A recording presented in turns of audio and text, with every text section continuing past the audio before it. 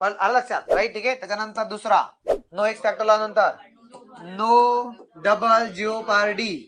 या केस मध्ये काय म्हटलो आम्ही, एकाच गुन्ह्यासाठी एकदाच शिक्षा केली जाऊ शकते, एकापेक्षा जास्त शिक्षा होणार नाही. आलं लक्षात? मग टेस्ट सिरीजला क्वेश्चन टाकला होता मी. क्वेश्चन होता, एखाद्याने गुन्हा केला आहे किंवा एखाद्याने एकदा अपराध केला, परंतु केलेल्या गुन्ह्यास शिक्षा झाली नव्हती, तर नव्याने परत एकदा त्याच्यावर खटला चालवला जाईल का? पहिला खटला चालवला गेला, शिक्षा झाली नव्हती, आता परत दुसऱ्यांदा खटला चालवला जाईल का?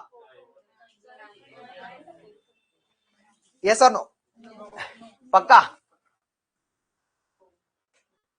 अरे दृश्यम मूवी, जर शिक्षा झाली तर तुम्हाला दुसऱ्यांदा शिक्षा होणार नाहीये, परंतु खटला चालवला आणि शिक्षाच नाही झाली तर दृश्यम 2 येणार.